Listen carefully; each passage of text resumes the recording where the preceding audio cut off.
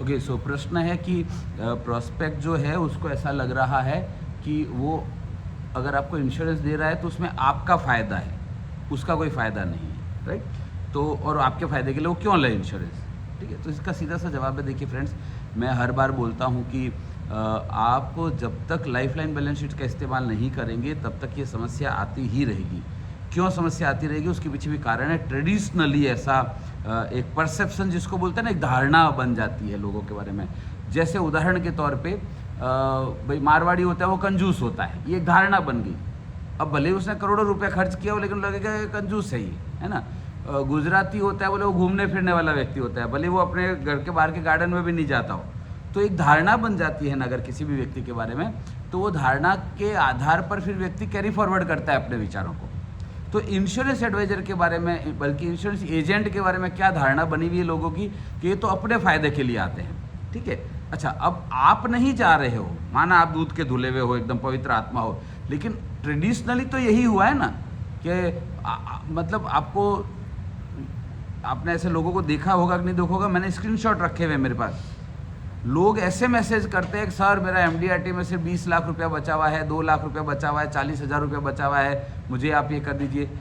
या वो जब जाता है तो उसके दिमाग में चल ही रहा होता है कि भाई मेरे को कमीशन मिल जाए कहीं से, तो मेरा ये क्वालिफाई हो जाए, वो क्वालिफाई हो जाए, ठीक है।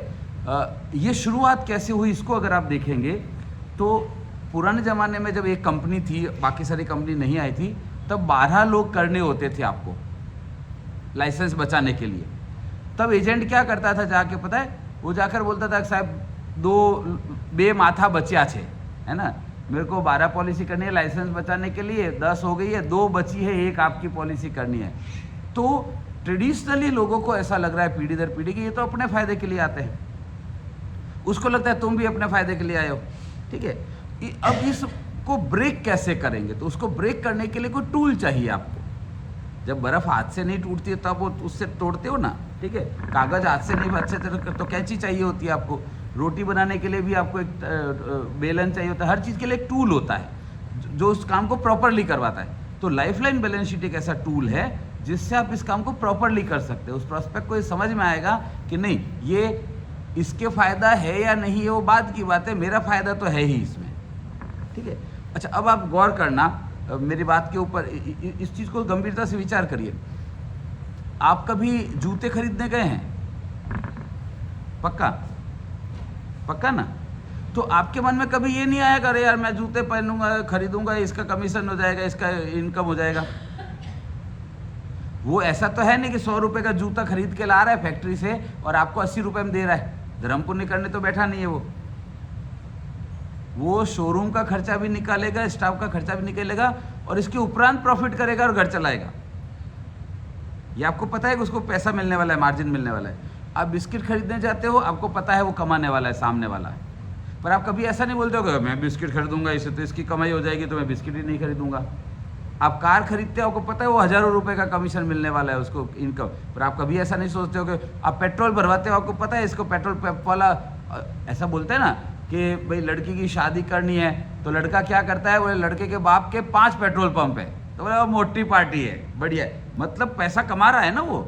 उधर तो कभी ध्यान में नहीं आता अरे यार मैं 5 लीटर पेट्रोल भरवा लूँगा तो पेट्रोल पंप वाला कमा लेगा, है ना। अपन तो जाकर वो क्या बोलता, टंकी फुल कर दो तो उसका तो फुल इनकम होने वाला, नहीं 2 लीटर ही भरवाएंगे, इसकी इनकम हो जाएगी, ज़्यादा भरवा लेंगे। तो हमने कहीं पर भी ऐसा नहीं सोचा कि मैं कपड़े खरीदूंगा तो सामने वाला कमा लेगा। अरे तेरा शरीर ढक रहा है ना, तुम पेट्रोल से गाड़ी चला पा रहे हो, सुविधाजनक रह रहे हो, तुम दवा ले रहे हो, तुम जूते पहन रहे हो तो तुम्हारे कांटे नहीं चुभेंगे।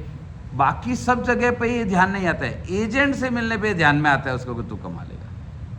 इसका मतलब है सोचो एजेंटों ने क्या कांड किए होंगे किसी जमाने में, है ना। मैं हमेशा कहता हूँ लम्हों ने खता की थी, सदियों ने सजा पाई, करे कोई भरे कोई। पर ऐसा नहीं है कि करे कोई, हम भी वही कंटिन्यू किए जा रहे हैं, सर बहुत बढ़िया प्लान है, आपको 1.5 करोड़ मिल जाएगा और आपको 5 करोड़ मिल जाएगा। भैया क्यों चाहिए उसको 1.5 करोड़?